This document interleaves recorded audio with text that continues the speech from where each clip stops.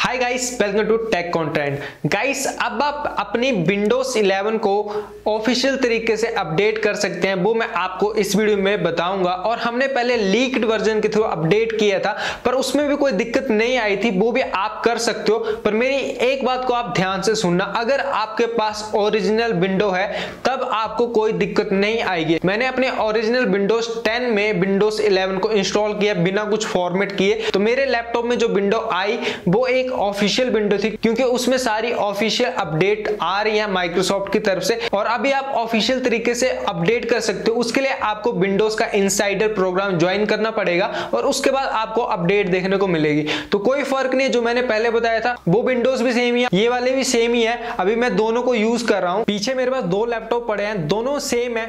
जब मैंने लिए थे तो ये ओरिजिनल विंडोज के साथ में आए थे। एक लैपटॉप में मैं लीक्ड वर्जन यूज कर रहा हूं और दूसरे में वो वाला जो कि आप विंडो इनसाइडर प्रोग्राम को ज्वाइन करके अपडेट कर सकते हो। दोनों लैपटॉप्स भी सेम ही ब्रांड्स के हैं, दोनों में लाइसेंस भी मिल गए, कोई फर्क नहीं है। जो कि मैंने आपको पिछली वीडियो में बताया था, आप चाहें तो उस तरीके से भी अपडेट कर सकते हो। और अभी मैं आपको एक जेन्युइन तरीका बता देता हूं। और इससे पिछली वीडियो में मैंने आपको बैकअप बनाना बताया था कि कैसे आप अपने विंडोज 10 का बैकअप भी बना सकते हो, क्योंकि अभी जो ये विंडोज 11 है इसमें बहुत सारे बग्स देखने को मिल रहे हैं। और बाकी अभी तक विंडोज में नए नए फीचर्स ऐड हो रहे हैं, तो बार बार उसकी भी नोटिफिकेशन आ रही है और थोड़ी वो छोटी मोटी प्रॉब्लम्स देखने को आपको मिल सकती है। अगर आपके पास ओरिजिनल विंडोज नहीं है तो आपको ज्यादा प्रॉब्लम देखने को मिल सकती है, आपको ड्राइवर्स की प्रॉब्लम देखने को मिल सकती है। और आपको एक बात बताता हूं, ये जो हमने लीक्ड वर्जन वाली इंस्टॉल की थी, इसको मैंने पूरा रिस्टोर करके देखा, जैसे पूरा नए तरीके से रिस्टोर होकर इंस्टॉल होती है। तो मैंने पूरा अपने पीसी को फॉर्मेट किया, तो इसने अच्छे से काम किया। जैसे हमारी विंडोज 10 ओरिजिनल तरीके से हमारे रिस्टोर करती थी, फैक्ट्री रिस्टोर, तो उसी तरह से इसने भी काम किया।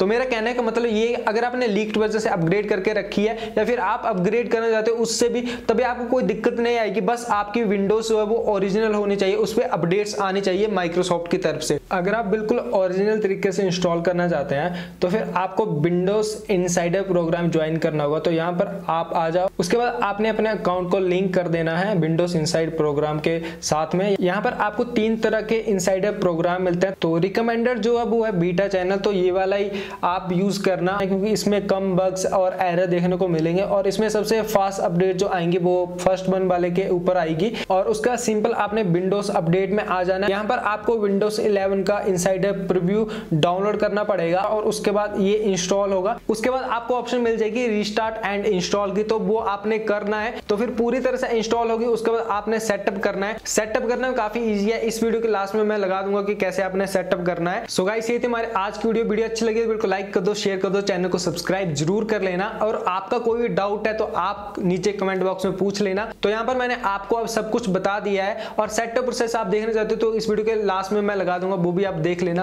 तो मैं तो आपके साथ किसी और वीडियो में। Love you all, take care, bye bye.